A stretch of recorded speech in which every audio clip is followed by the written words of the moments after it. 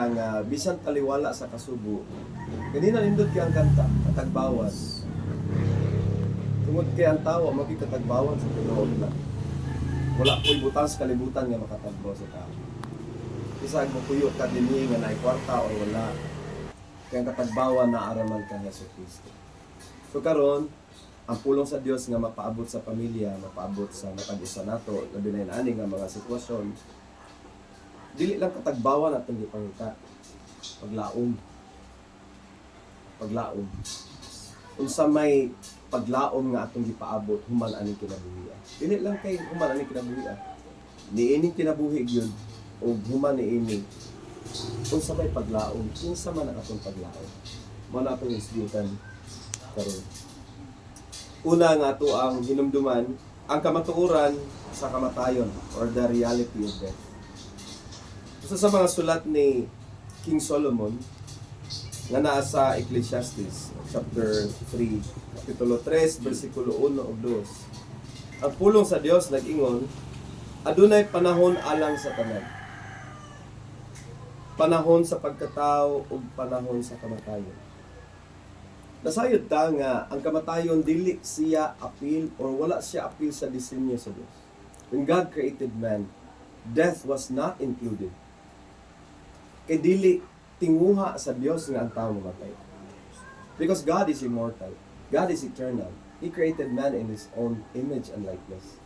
Death was not included in God's original design. So diyang gibuhat niya ang tao.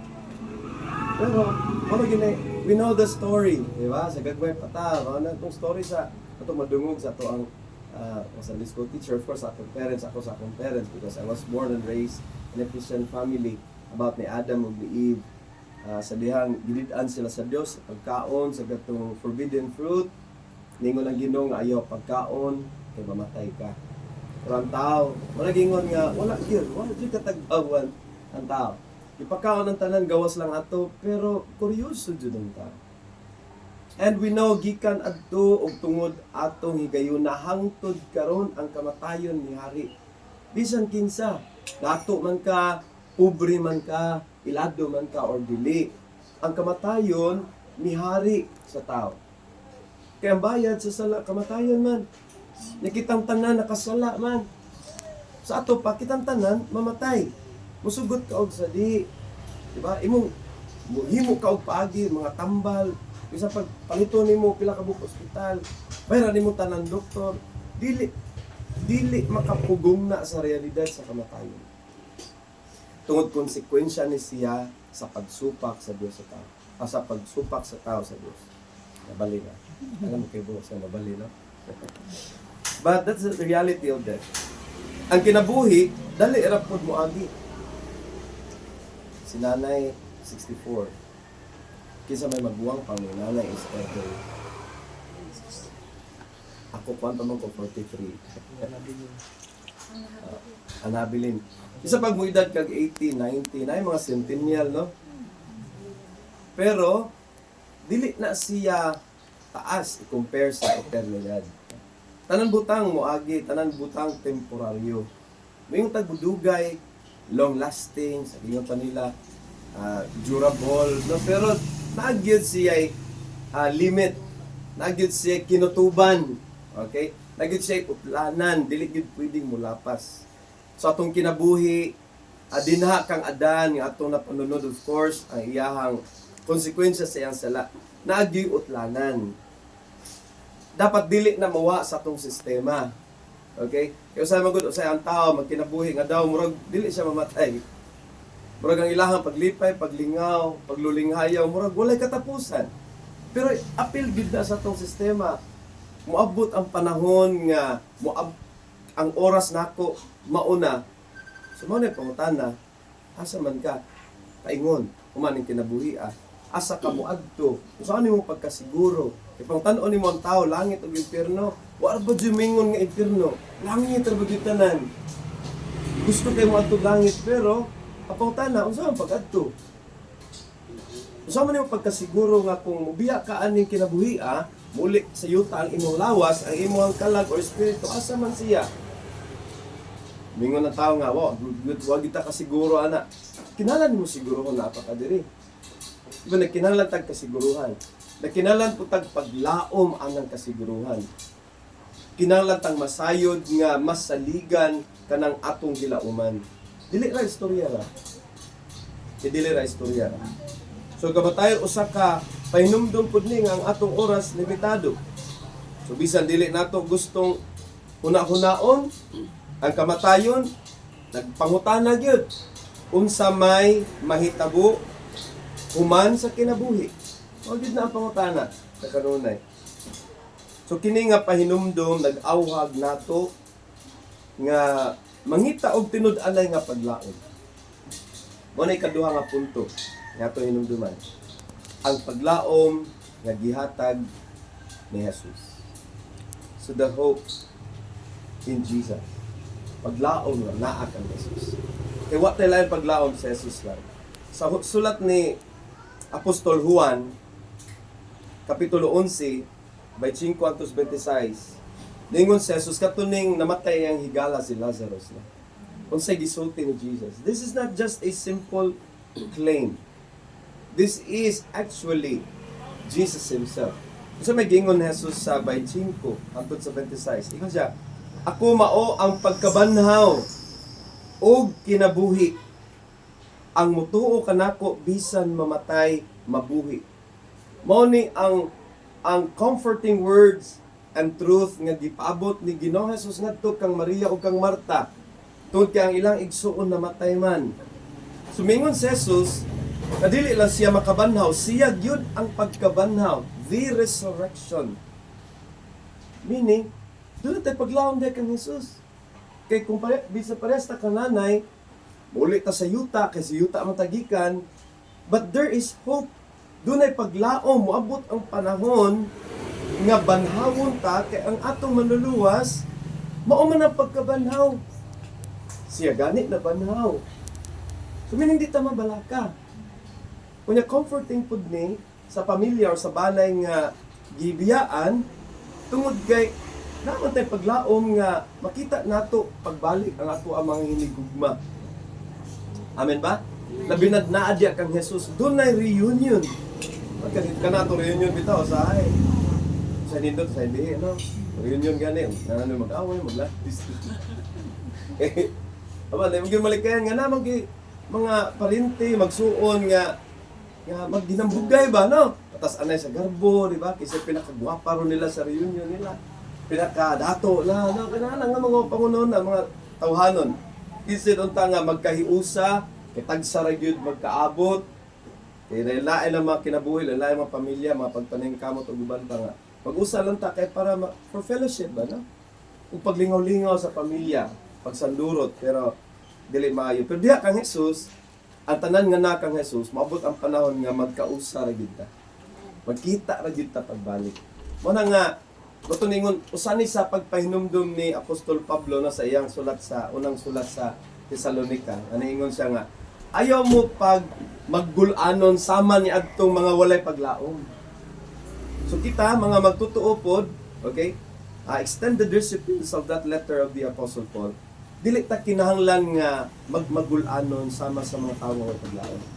Because ang atong paglaom, ang atong gilauman pod, atong manluluwas mismo na si Ginoong Jesus. Na siya ang pagkabanhaw ug siya ang kinabuhi. Si Jesus din nagpakita nga ang kamatayon dili katapusan sa mutuo kaniya.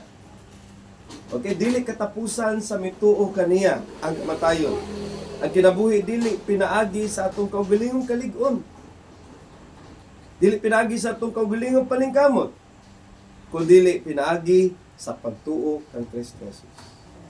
Saan pa rin pagpaningkamot? Saan pa ni mughago? Maluya, nigkaluya, dinaganan, mulihok, no? Kita na kasi mo mga maintenance, sa una wala pa. Kita na kasi mo mga haplas. Kita na kasi mga mapahilot. Wa ni sa una, pero sa dihang nabati ni mo nga naana na kay mga gipang pati sa imong lawas. Wala nimo masulay sa una, karon sulayan na nimo. Okay, nasulayan na nimo. Just to keep your life no nga magpadayon, pero dili kawang lang ang mga pagpaningkamot o paghagog guban pa kung walay apil sa Kristo. Nga ito maluluwas. Ang gugma o grasya sa Ginoo mas labaw sa kasakit o kamatayon. So ang pagkabanhaw ni Jesus naghatag og tinuod nga paglaom. Kay siya mismo nabanhaw na. Siya ang unang bunga. Meaning siya ang unang nabanhaw gikan sa mga patay. Dili lang siya ang unang nabanhaw, siya gid mismo ang pagkabanhaw. Doon na siya gahom nga mubanhaw ug bubuhi ni adtong mga nahiusa kaniya. And therefore dili ta magpakawa sa paglaom. Ang pagtuo kang Jesus nagdala og kalinaw bisan sa kasubo ug pagkawala. Nawala man tod ang inyong inahan. Pero diya kang Jesucristo doon na mo'y paglaom. So kalipay siya sa taliwala sa kasubo. No? Kalinaw siya taliwala sa kagubot or bisan unsa nga nasa pangunahuna sa tao. Dili sa yon nga naay mo taliwan. Ako'y gagaw pa sa una ningon siya nga, G, kung mahimo pala no nga walay mo biya sa ato ang mga minahas kinabuhi. Kung mahimo pa lang, pero dili na mahimo. Dili na mahimo. Mo na nga, ang ato paglaom na aragid ka nga sa Kristo. Kaya mabot ang panahon nga, usahon na gitan niya ang balik. Ikatulo, ug katapusan niya, kamatuoran. Paghatag ug paglaom sa mga buhi. Hope for the living. Okay? Paglaom sa mga buhi. So, importante ni nga kita karon buhi, nakadungog ta sa mensahe sa Dios. Nakadungog ta sa mensahe sa maayong balita. Muna, gingnan kita niya sa Kristo nga, dili gyud ato ang paghukom. Kaya ang paghukom, iyahan na sa Dios. Antod buhi pa, yung tanan mo sa tao nga murag, pag ipirnahonon o naong, naong na.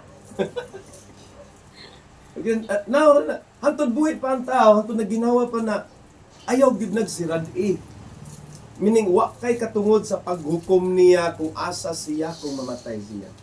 Wag ganita kay ba nga, siya mo tinuod nga mito kang Kristo Jesus. Na ikaw kay, kamo na lang tubag, no? Uta kay ba? So paglaom, paghatag sa paglaom sa mga buhi. Dingon to si Ginoo Jesus sa Ebanghelyo ni Juan, Kapitulo 10, versikulo 10. Di ba ang kaaway o ang kawatan mo si Satanas? Nani siya sa pagguba, pagkawat, no? O pagpatay. Apan si Jesus, tingon siya, ako, miabot aron sila makabaton sa kinabuhi. And life here is Zui. Life here is not Suki. Zui. So, Zui. Eternal. Si Ginoong Jesus, dili lang siya simple nga kinabuhi. Siya gid mismo ang kinabuhi ug siya mohatag og kinabuhi. Kinabuhi nga walay katapusan pagkaninduta. Ato paglaom si Jesus nga maoy dunay gahom sa pagbanhaw, siya mismo ang pagkabanhaw. Siya pod ang tinubdan sa kinabuhi. Itong kata to ganina na pagkatagbaw tubig. Katagbawan tinubdan sa kinabuhi. Mundo mo atong istorya sa Samaritan woman katagaan ni Jesus, di ba? Katong Samaritan woman kumuha siya tubig. Dili to simpleng tubig, kundi nagtubod sa kinabuhing walay katapusan. Pagkaninduta na, nung kagtubig, uhawon ka. Tinong napog tubig, uhawon na pod ka. Pero si Jesus, wala na pagkauhaw. Diya kaniya. Doon na tinuod nga katagbawan ang imuhang kalag. Ang kasakit o kamatayon, usa ka pahinumdom sa pagtan-aw sa mas dako nga realidad. Ang pagtuo kang Kristo nagdala og kinabuhi nga dili lang sa umaabot kundi usab karon.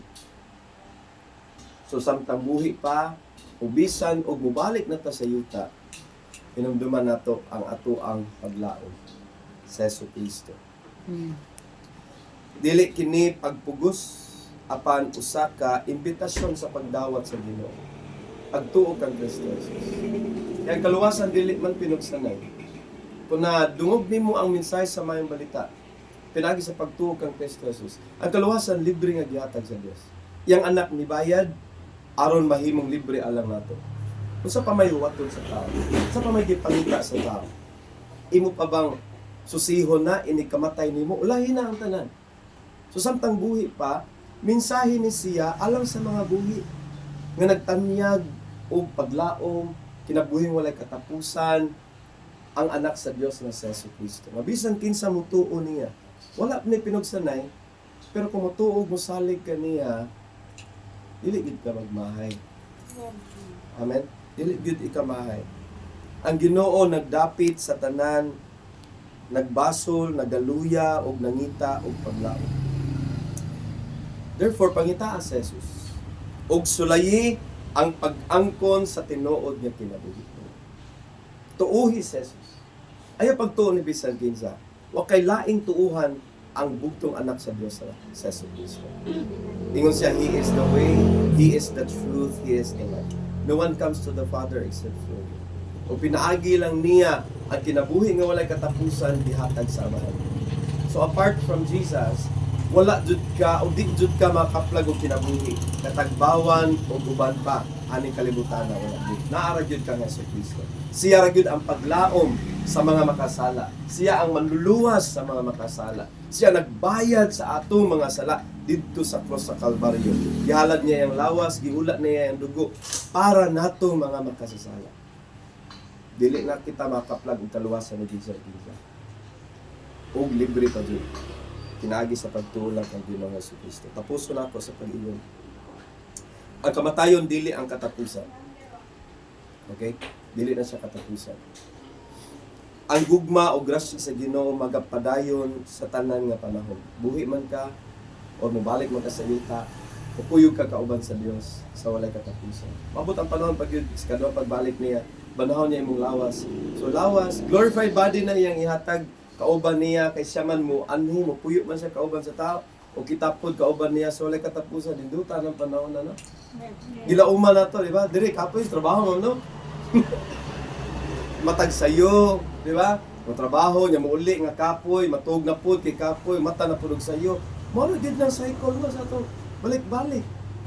Pero kanang kauban nato ang Dios sa walay katapusan. Kanang makalipay nato nga experience mo ingon ba? Di ba? Moingon man ta. Kanang natay mga experiences nga dito ka og mga 5-star nga hotel, di ba no? Nga tukon lang ka og kaon, di ba? Yan na ay mo laba, na ay mo utaw sa imong sinina, na ay mo plaster sa imong sinilas. Pero di jud ka pahagoon ba? Di mo yung ka nga wala lang yung tani pagkatapos. Ano lang ta kadaan na. Di mo mangandoy ta. Pero puol ba na kay balik-balik mo na. Pero kanang kinabuhi nato nga wala katapusan, kauban sa Dios, pag kaninduta ano panahon na gyud. Mo na lauman na to. Okay, dili ni katapusan na kining kamatayon, dili. Di na katapusan sa mga iya ni Kristo. Ang pagtuo kang Jesus naghatag og kalinaw, no? Kalinaw dili kagubot og paglaom. Paglaom sa pagkabanhaw ug kinabuhi nga walay katapusan pinaagi lang sa pagtuo sa bugtong anak sa Dios nga si Jesucristo. So ninumduman nato Arilidad sa kamatayon, abot yun na siya, sugot ka sa di, pero si Jesucristo ang atong paglaom. Kung siya nag-anyay og paglaom na atong kinabuhi walay katapusan, bisa kinsa mo tuon niya. Mamatay man, apan mabuhi, kauban niya sa walay katapusan. Busa tuuhin siya. Saligi siya, walay lain. Walay lain. Walay lain makaluwas sa ito. Si Jesucristo lang ang bugtong anak sa Diyos. Tuguti ko sa pag-ampo alam.